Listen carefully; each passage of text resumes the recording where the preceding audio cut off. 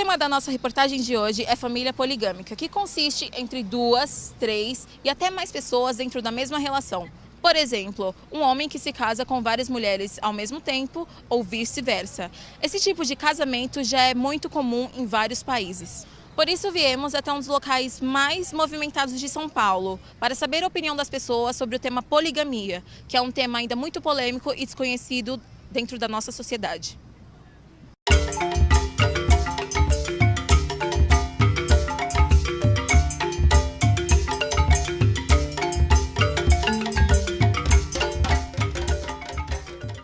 Você sabe o que é poligamia? Sei, mais ou menos. Sim, eu sei. Não. Não. Um pouquinho, sim, um pouquinho. Sim, eu sei o que é poligamia, eu já vivi durante 12 anos. Essa poligamia, tenho uma filha de 17 anos que foi dessa convivência. Qual a sua opinião a respeito dessa relação? Olha, hoje em dia, sei lá, eu acho normal. Aí depende da opinião das mulheres. Tipo, se as mulheres aceitarem isso, tudo bem, mas pra mim, eu não seria um cara que seria casado com mais de uma mulher, mas se as mulheres aceitarem, pra mim tudo bom. Eu não concordo. Não tem opinião formada sobre isso. Bom, eu acho assim que legalmente é errado, sim. Agora, é relativo. Se o casal, sem ser legalmente, ele acha que deve ter uma relação aberta, então o homem pode ter uma segunda mulher e a mulher um segundo ou um terceiro homem, aí é um direito que a pessoa tem de usar seu corpo da maneira que ele acha que deve ser usado. Eu acho que a sociedade não tem que intervir em nada. Eu penso assim, que cada um faz a sua vida o que acha melhor, né? Eu desisti, não quis mais. A mesma coisa de dividir o pão, né? Então, aí eu parei. Mas, se estiver gostando, continua a vida. Vai embora. Pra ver até onde dá. Vivi 12 anos e foi bom. Você teria um relacionamento desse tipo? Não faz parte assim, do meu perfil, da minha índole, mas não critico quem faça, não. Se a pessoa está feliz, por que não? Eu não teria. Não. Com homem casado? Com um homem que tenha 2 ou mais parceiras ao mesmo tempo. Não teria, mas eu não tenho nada contra. Sim, com certeza. Qual a sua opinião a respeito das famílias que adotam esse tipo de relação e envolvem várias pessoas, vários homens, mulheres e até filhos envolvidos? Eu acho que eles não têm uma identidade formada a respeito. Porque se você realmente quer ficar com uma pessoa, você fica com aquela pessoa de se dedicar a ela. Olha, tem que ter muita paciência. Tem um monte de mulher e tudo na mesma casa. Eu acho que cada um tem o direito de fazer o que vai na cabeça. A gente não pode discriminar. Eu posso não concordar com isso, mas eu também não posso deixar de amar a pessoa que tem essa opção de vida. Eu acredito nisso. Eu também concordo com isso que ele falou. Eu acho que assim, não tem que discriminar, a gente tem que amar da mesma forma. Só que eu acho que assim, às vezes causa problema na família por ter outras pessoas, várias envolvidas. Eu acho que perde um pouco dessa convivência certa de família. Eu acho que temos que trabalhar a cabeça das pessoas, né? Tem uns países que já tem isso aí em aberto. Eu acho que tudo vai de conversar, sentar, conversar. Eu penso assim. Você acha que aqui no Brasil deve ser legal o casamento poligâmico? Eu não acho. Eu acho que sim, eu acho que as leis não deveriam intervir no que a pessoa faz com o seu corpo, entendeu? Se ela é homossexual, se ela quer ter o homem quer ter 3 mulheres, se a mulher quer ter N homens. Eu acho que isso independe de leis. Eu acho ridículo a lei impor o que você quer fazer da sua vida, do seu corpo. Legal? Acho que não. Eu acho que não. As mulheres e os homens teriam os mesmos direitos. Cada um poderiam ter vários parceiros. Quantos parceiros acharem que é necessário? Sei lá. Bom, eu já vivi tanta coisa nessa vida. Já tenho filho de 30 anos de idade. Eu acho que eu experimentaria. Eu acho que eu... Agora, se uma das minhas filhas falasse pra mim que ia experimentar, eu já não ia gostar. Mas eu já, com a minha convivência, eu acho que eu encararia.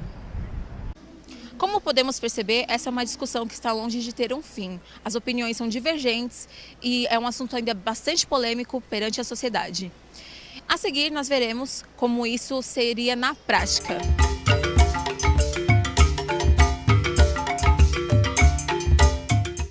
Freud explica que a felicidade é individual, sendo ela livre para aberturas de novos conceitos e definições do que é certo ou errado. A poligamia existe antes mesmo de Cristo. Porém, com o passar do tempo, a era cristã instaurou arquétipos que castraram o inconsciente coletivo de forma a negarmos nossos instintos primitivos. Atualmente, a afetividade e o amor que conhecemos desconstrói essa formação única e enraizada sobre o que é família, podendo ser visto do ponto de vista biológico e afetivo.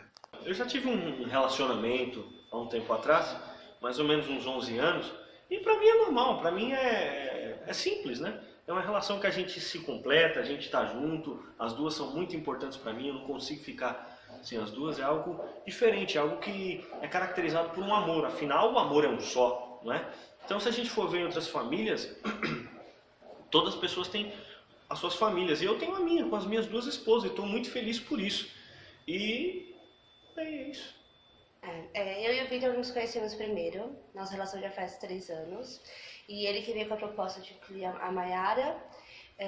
No dia a dia eu fui conhecendo ela melhor, deu pra ver que ia dar certo. Nossa filha biológica chama ela de mãe, então deu pra ver que é uma família comum. E para você, Mayara, que chegou um pouquinho depois dentro da relação, como você vê, como você encara a relação poligâmica na sua vida? Foi tudo um pouco muito novo para mim, mas eu entendo que é o coração que manda. O amor, ele é um só, na verdade, né? E, além de tudo, deve ter respeito, né? Na nossa relação, não muda absolutamente nada. Eu amo os dois da mesma forma, né? E você também tem que saber até que ponto você deve chegar com a outra pessoa. E nós temos uma relação normal. Na verdade, a gente meio que nós nos tornamos uma família, né? E é a melhor coisa que aconteceu na minha vida.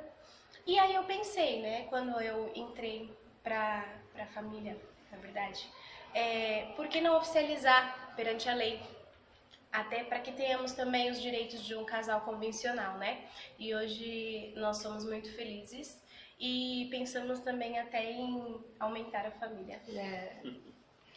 Então, acho que com essa nossa história, seria bom a sociedade repensar, a sociedade ver, porque a gente tem uma história linda, a gente tem uma família maravilhosa, uma família que tem uma filha, as duas são a minha paixão, as duas me completam, não consigo ficar sem as duas, elas são aquilo que eu sempre quis na minha vida, ter alguém mais próximo, elas preenchem isso na minha vida. Acho que essa história que a gente tem deveria ser passada para a sociedade para elas enxergar, porque tem muita gente que acha que, não, eles estão errados, que acha que isso é ruim. Não, não é ruim. Cada pessoa fez as suas escolhas e eu escolhi ter as duas perto de mim. Isso é mais do que maravilhoso, isso é sensacional.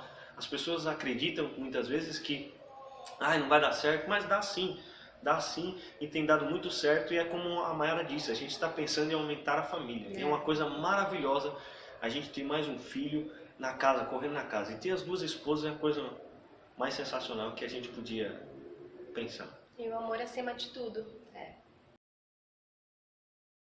Para esclarecer as dúvidas a respeito do tema, fomos conferir com uma terapeuta as informações a respeito dessa nova formação familiar. Olá, sou Luciana Guerreiro, sou terapeuta comportamental e trabalho também com psicanálise. Estou aqui para falar um pouquinho sobre poligamia. É importante a gente entender primeiro o conceito de poligamia. Poligamia trata-se da estrutura familiar onde o indivíduo possui mais de uma parceira no seu convívio conjugal e matrimonial. A poligamia ela é mais compreendida e aceita por parte dos homens do que das mulheres. O ser humano, de uma forma geral, como animais que temos uma tendência à poligamia na nossa genética. 95% dos animais mamíferos têm tendências poligâmicas. A poligamia ela é observada há bastante tempo. Antes de Cristo já temos líderes, personalidades importantes que mantinham uma estrutura de família poligâmica. Eram casados com diversas esposas e tinham diversos filhos. Isso não causava nenhum constrangimento e nenhum preconceito, tanto entre os homens quanto as mulheres, os filhos e a sociedade de um modo geral. Isso ocorria porque o número de mulheres era extremamente mais alto do que o número de homens. Os homens iam para as guerras, morriam, e suas mulheres e família de um modo geral e filhos ficavam órfãos. Desse modo, outros homens vinham, se casavam com essas mulheres e continuavam a estrutura familiar, na procriação e no convívio com essa família. Isso mantinha o pilar da família de um modo geral sólido, firme. Isso só acontecia com dois pilares. Esse homem tinha que ter condições emocionais e financeiras de arcar emocionalmente, afetivamente, financeiramente com todas as mulheres e com todos os filhos desses casamentos de forma homogênea. Não poderia ter diferença entre o que fazia-se para uma família e o que se fazia para outra. Tinha que ser tudo de uma forma muito homogênea. Também a primeira mulher, ela devia aceitar as demais. Se ela não aceitasse os demais casamentos, a família poligâmica não acontecia. Com o passar do tempo, com a criação das religiões e com a era cristã, existiu algumas mudanças nos arquétipos e no inconsciente coletivo no que se diz respeito ao pilar de família. O inconsciente coletivo ele foi mudado. Alguns conceitos que foram passados dos nossos ancestrais para a gente, como aquilo que o tataravô passou para o bisavô para o vô, o vô para o pai, até que chegou na gente. E alguns comportamentos e conceitos que a gente passa por repetição a ter esse comportamento na nossa vida hoje. E dessa forma foi instalado a monogamia. A religião também foi bastante castradora, no sentido aonde acreditava que a fidelidade entre duas pessoas podia manter o pilar da família mais consistente. Onde também duas pessoas, elas tinham mais estrutura emocional para cuidar dessas crianças e para gerar crianças com personalidades mais coerentes, caráter educacional, caráter pessoal. E dessa maneira, com o passar do tempo, a poligamia foi deixando de ser tão divulgada e tão ocorrida mesmo entre as famílias e entre as pessoas. Lá em alguns países do Oriente ainda isso é possível, mas sabemos que hoje o modelo estrutural de família ele é monogâmico. A liberação das mulheres, a liberação sexual, a liberação financeira também contribuiu para solidificar essa família monogâmica, onde a mulher hoje também possui um papel de ajudar esse marido na educação dos filhos e até na ajuda financeira da família. Psicanaliticamente, não existe julgamento, não existe certo e errado. O que é importante é que o indivíduo em si, o seu parceiro e a família na qual ele viva, eles vivam em harmonia, equilibrados, tanto emocionalmente como racionalmente. Desde que isso não interfira negativamente no externo e no outro, não existe julgamento de certo e errado. Cada qual sabe qual é o caminho, a filosofia de vida que deve levar para buscar a sua felicidade interior e a felicidade daqueles que convivem consigo. Desde que isso não atrapalhe o externo e não prejudique o outro. A busca da felicidade ela é individual, ela sofre julgamento do externo, mas cabe a cada um saber o que é melhor para si mesmo. É isso que eu tinha para falar para vocês sobre poligamia. Um abraço e até mais. E agora, um advogado vai explicar como funcionam essas novas constituições familiares de acordo com a lei. Bom, bem-vindo a todos. Eu sou Márcio Cândido da Silva, sou advogado e professor na cadeira de Direito Civil aqui na Universidade Anhanguera, no campus de Vila Mariana. Eu fui solicitado por alunos do curso de Publicidade acerca de um tema que eles estão desenvolvendo que se relaciona à questão da família poliafetiva ou poligâmica, Em razão da minha atuação na área de Direito de Família, eu fui convidado e me dispus a falar algumas palavras a respeito do tema. Muito bem, antes de tratarmos da questão da família poliafetiva, há necessidade de nós fazermos uma análise no plano legal acerca da família. A Constituição anterior à nossa, de 88, a Constituição de 67 e todas as demais que antecederam, desde a primeira Constituição Imperial de 1824, reconhecia como família legítima aquela estabelecida pelo casamento. Então, a família legítima que gozava da proteção do Estado era a família estabelecida pelo casamento de um homem e uma mulher. E o que ocorre?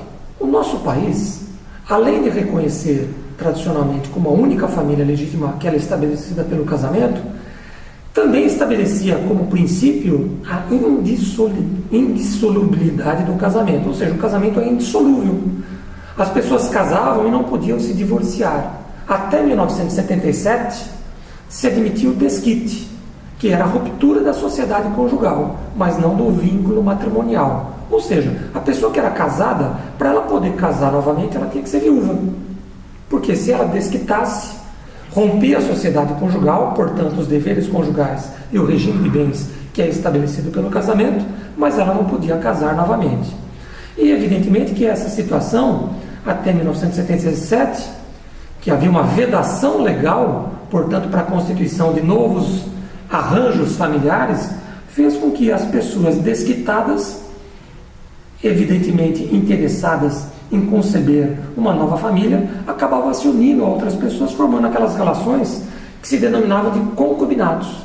Ou seja, pessoas impedidas de convolar novas núpcias se uniam a outras pessoas, formando uma entidade familiar chamada de concubinato, que hoje nós conhecemos como união estável. Isso até 77, porque a partir de 77 houve uma alteração na Constituição de 67, através da emenda número 9 de 77, autorizando o divórcio, ou seja, permitindo no Brasil o divórcio. E aí surgiu a Lei 6.515 de 77, regulamentando o divórcio. De modo que a partir de 77, a pessoa que era casada ela podia separar, mas ela podia também divorciar e, portanto, contrair um novo casamento. Mas até aí havia uma realidade sociológica que ninguém podia esconder, que é exatamente uma grande quantidade de entidades familiares formada por pessoas que não estavam casadas. E aí foi necessário um avanço da legislação, reconhecendo nessas entidades uma família e, portanto, com repercussão de direitos e obrigações típicos daquelas relações que se estabelecem pelo casamento. Muito bem, a Constituição de 88, ela atenta a essa realidade sociológica. Ela estabeleceu, lá no artigo 226, 3 modelos de entidades familiares. A família estabelecida pelo casamento, onde há a manifestação de vontade na formação de uma família afirmada perante o Estado. Aquela realidade das famílias concubinárias, que passou-se a chamar de união estável, reconhecida, portanto, pela Constituição também como uma entidade familiar, que é aquela relação estabelecida a partir de uma relação pública, duradoura e contínua, com a intenção de formar, de constituir uma família, ou seja, aquilo que se fala no latim, né, aquela expressão chamada affectio societatis, a afeição, a vontade, a intenção de formar uma família. E também um terceiro modelo de família que também buscou dar realidade, dar eco na lei a uma realidade sociológica, que é aquela família formada por aquelas pessoas, por exemplo, que vulgarmente era chamada de mãe solteira, ou seja, a mulher que tinha um filho, que não foi havido no casamento, que não houve reconhecimento da paternidade, e ela formava uma entidade familiar, ou seja, a família formada por um dos pais com a sua prole. Então a Constituição de 88 trouxe essa novidade. Família hoje é estabelecida ou pelo casamento, ou pela união estável, ou a chamada família monoparental. Um pai com filho, ou somente a mãe com filho. Muito bem, a partir de 88 começou-se a travar uma discussão se esses modelos de família estabelecidos pela Constituição se seriam um rol taxativo, ou seja, a lei somente reconhece esses modelos de família, não reconhecendo outros tipos de família. A discussão se estabeleceu e, a nível na doutrina, há uma divisão. Há uma corrente legalista entendendo que as famílias são somente aqueles modelos estabelecidos pela Constituição. Uma corrente mais tradicional, legalista, que vai com base na literalidade da lei. Uma outra corrente mais liberal entende que não, que aqueles modelos, aqueles 3 modelos definidos pela Constituição, é um rol exemplificativo e deve ser reconhecido como um princípio, o chamado princípio do pluralismo familiar, ou seja, a possibilidade de reconhecer outros arranjos, outros modelos familiares, além daqueles estabelecidos pela Constituição. Então, o que a Constituição fez, segundo essa corrente, foi tão somente reconhecer que a Constituição, ao definir esses 3 modelos, o que na verdade ela fez, não foi restringir os tipos de família a esses 3 modelos, mas foi reconhecer, a nível principiológico, que é possível o reconhecimento de outras entidades familiares, né? Não somente aquela estabelecida pelo casamento. Pois bem, recentemente nós tivemos julgamento no Supremo Tribunal Federal e uma decisão que reconheceu que a união estável não somente se estabelece por pessoas de sexos diversos, a chamada relação heterossexual. Também admitiu a chamada união estável homoafetiva, as relações homoafetivas, as relações formadas por pessoas do mesmo sexo. E por quê?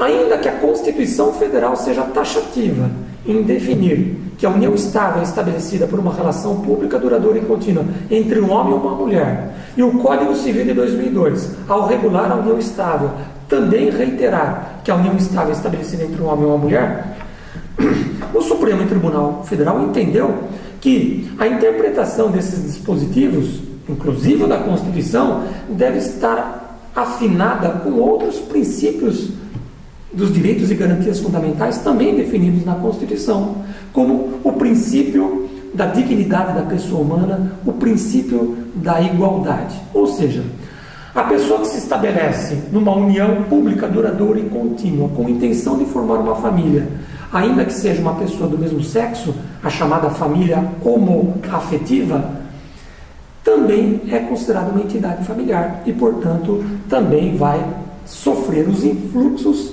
da lei que trata de direito de família. Então nós tivemos aí já um julgamento recente do Supremo Tribunal Federal entendendo exatamente o reconhecimento, né, de que essas entidades familiares estabelecidas pela Constituição, elas são mais para afirmar o princípio do pluralismo familiar, ou seja, a liberdade da pessoa buscar formar uma família da forma como melhor atender os seus interesses. Por quê? Porque a família, ela deve ser formada pelo sentimento do afeto, da afetividade. E aí nós chegamos a uma conclusão inicial, depois desse retrospecto histórico, que é o seguinte: não cabe ao direito definir o que é uma família. A família é uma realidade sociológica. Cabe à sociedade identificar os seus diferentes arranjos sociais e os arranjos familiares. E isso é variável com o tempo, é variável com a cultura dos povos. E, portanto, cabe ao direito tão somente regular as relações jurídicas que se estabelecem no seio familiar e não definir taxativamente o que vem a ser uma família. E isso faz com que nós tenhamos que enfrentar problemas de ordem sociológica que surgem. Por exemplo, famílias adulterinas, famílias incestuosas, famílias poliafetivas, poligâmicas, né? Tudo isso vai se refletir. Porque o problema central qual que é? Se você não reconhece uma determinada entidade como familiar, todas as relações jurídicas que se estabelecem nesse meio familiar não sofrerão os influxos da legislação de direito de família. Você vai ter que tratar essas relações jurídicas no campo do direito obrigacional e do direito real. Enquanto aquelas relações que se entende como uma família, elas sofrerão os influxos da legislação de direito de família. Só para vocês entenderem a problemática que isso envolve, pensamos no seguinte: imagine que um homem ele passa a viver maritalmente com outro homem numa relação pública, duradoura e contínua com a intenção de formar família. E eles vivem por muitos anos nessa relação. Muitos anos. E um acaba cumprindo aquelas atividades de cunho doméstico e o outro não. O outro vai desenvolver uma atividade laboral, vai oferir renda e, por força do seu trabalho, vai constituir um patrimônio. Imaginemos que não se reconheça nessa entidade como uma entidade familiar. Passado muitos anos, formaram um patrimônio em conjunto. Um deles vem a falecer, especificamente aquele que oferiu renda e adquiriu patrimônio. Se você não tratar aquilo como uma família, a solução patrimonial que é dada àquela questão será submetida a quê? A solução definida pelo Código Civil, em que o patrimônio daquele que falece vai para os seus descendentes. Se não houver, para os seus ascendentes. Vai para o seu cônjuge e companheiro. Se não reconhecer que aquele sobrevivente, companheiro sobrevivente, por ser do mesmo sexo, não forma uma relação de união estável, não vai para ele o patrimônio, iria para quem? Os colaterais de segundo grau, irmãos. Então imagina, um casal que ficou 30, 40 anos juntos, um deles falece, o patrimônio deles, se não tiver descendente e ascendente e não reconhecer o companheiro, vai para os irmãos dele, subtraindo esse companheiro que suportou durante toda a vida, que suportaram juntos a vida em conjunto, as vicissitudes, dando apoio psicológico, um apoio para o enfrentamento de todas as questões que a vida envolve, seria subtrair dele esse direito? Evidentemente que não dá para ser tratada a solução para essa questão dentro do campo do direito obrigacional e real. Tem que ser tratada no campo do direito familiar. Portanto, reconhecendo aquela relação como uma entidade familiar, aquele companheiro, por viver em união estável, ele terá direito, né, à sucessão do seu companheiro falecido. Se numa eventual ruptura dessa relação enquanto vivos, aquele que dependia financeiramente do outro vai ter direito de exigir o quê? Uma pensão alimentícia. Percebam? Então, o que você vai ter aí? Um tratamento no campo do direito de família, aquela entidade considerada como uma família. Se não se considerasse aquela entidade como uma relação familiar, não sofreria esses influxos legais e, portanto, deixaria desprotegido aquele companheiro, né, que numa separação, aquele companheiro na hipótese do falecimento do seu consorte. Né? Então, há necessidade de ter um regramento especial, que é o direito de família, que deve regular esses tipos de relações. Pois bem, voltando à tese afirmada inicialmente, não cabe ao direito definir o que é família. O direito vai regular as relações que se estabelecem no seio familiar. E aí surge o problema de outros arranjos familiares, como, por exemplo, a família poliafetiva. Quer dizer, a família estabelecida por um homem com mais de uma mulher, ou a família estabelecida por uma mulher com mais de um homem. Seria possível o reconhecimento desse arranjo familiar como uma entidade familiar a incidir sobre essa relação, os influxos do direito de família? Vejam bem, o Supremo Tribunal Federal já reconheceu em vários casos que não se admite a chamada família poliafetiva. Não se admite. Né?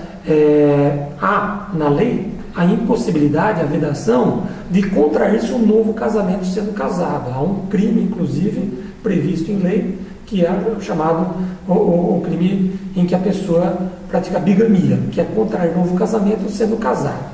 Então, me parece que no plano do direito penal haveria a tipificação de uma conduta de contrair um novo casamento sendo casado. Mas e uma união estável? Contrair mais de uma união estável já tendo uma união estável. Nesse ponto, tem se admitido tem se admitido várias situações em que uma pessoa às vezes possui, às vezes um casamento possui, às vezes outras uniões. Tem se admitido uma pluralidade de uniões estáveis. O problema é admitir uma única entidade, uma pluralidade de 3 ou mais pessoas, formando uma única entidade. E na doutrina, há quem posicione favoravelmente e há quem posicione desfavoravelmente. No plano de quem se posiciona na forma desfavorável, é exatamente por quê?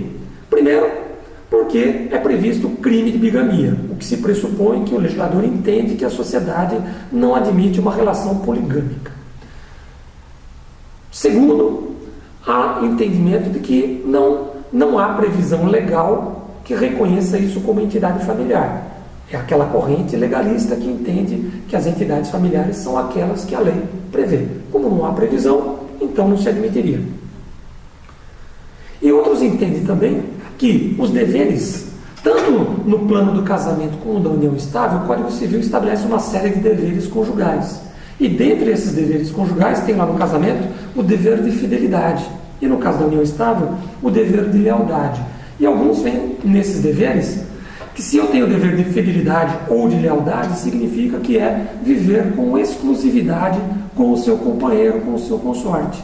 Né? Não formar uma entidade em que haja mais de 2 pessoas formando uma entidade familiar. Então, vê, nesse dever conjugal ou de companheirismo, o dever de viver com exclusividade com uma única outra pessoa.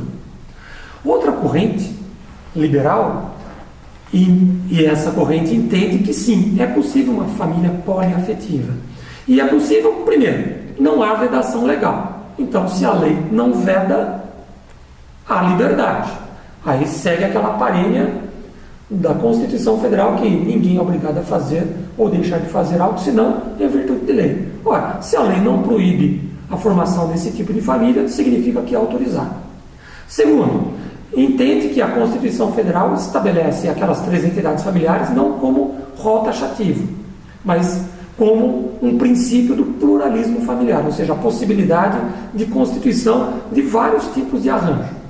Terceiro, há crime para a bigamia, mas não há crime para a formação de entidades, né, em união estável com mais de uma pessoa. Então não haveria a criminalização desse tipo de conduta. Talvez não se admita um casamento de várias pessoas, porque tem a previsão do crime de bigamia. Mas por que não permitir a união estável formada por 3 ou mais pessoas? Não há infração penal a ser imputada nessa situação. E o último tópico que nós poderíamos destacar aqui, que me parece que é central na discussão, qual é? É a questão da afetividade, ou seja, o que define, o que baliza uma entidade familiar não é, na verdade, a pluralidade de pessoas, não é a diversidade de sexos, não é a intenção pela qual as pessoas casam. Se vocês pegarem doutrinas antigas, vão falar, casamento é a união que se estabelece uma vida exclusiva de pessoas de sexos diversos para reprodução, formação de prole, etc. A família não se estabelece mais por esses fins. A família se estabelece exatamente por uma relação de afeto, de afetividade, que é exatamente esse conjunto de sentimentos e emoções que se estabelecem entre pessoas que procuram viver juntamente exatamente para buscar e realizar um projeto de felicidade na sua vida. E, portanto, o atendimento a essa busca a um projeto de felicidade não pode sofrer essas limitações que a lei estabelece. Por quê? Porque isso atentaria contra um princípio maior, que é o princípio da dignidade da pessoa humana e o princípio da igualdade e da liberdade. Ou seja, a pessoa ela tem direito a um tratamento digno, ela tem direito à liberdade de escolher com quem vai viver e desempenhar a sua vida em família e buscar a felicidade durante a sua vida. E essas pessoas, elas têm o direito de serem tratadas com igualdade em relação àquelas pessoas que optaram por viver numa relação, uma relação tradicional da nossa sociedade. Então, exatamente por função da afetividade é que tem se admitido as relações poliafetivas. Muito Muito bem, como eu disse para vocês, é uma divergência na doutrina. O Supremo Tribunal Federal já se manifestou não reconhecendo esse tipo de entidade familiar. Já tivemos casos de ser feito o registro no cartório de registro civil, em que foi registrado, se não me engano, acho que foi na cidade de Tupã, que foi registrado lá uma união estável, um contrato de convivência de um homem com 2 mulheres. E, portanto, esse é o pé que nós estamos. Não temos legislação que discipline sobre isso. Aqueles que defendem vão defender com base no princípio da afetividade, dignidade da pessoa humana, princípio da liberdade em constituir a família e nos moldes que quiser, e no princípio da igualdade, dar tratamento igualitário, isonômico aos diferentes entidades familiares. E, particularmente, é essa posição que nós encontramos quando analisado a questão no campo do direito.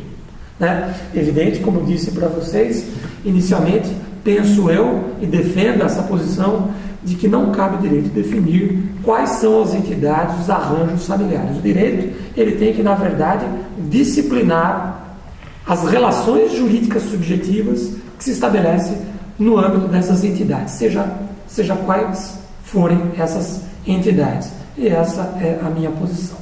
Ok? Espero ter contribuído com essas observações para os colegas do curso de publicidade. Forte abraço, nos encontramos em outra oportunidade. Obrigado.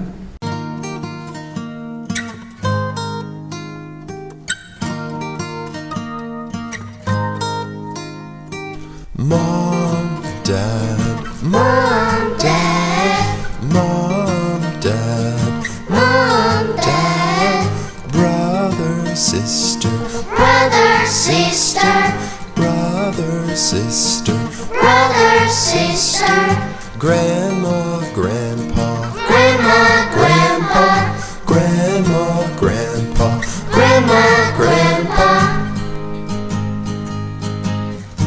I love my family.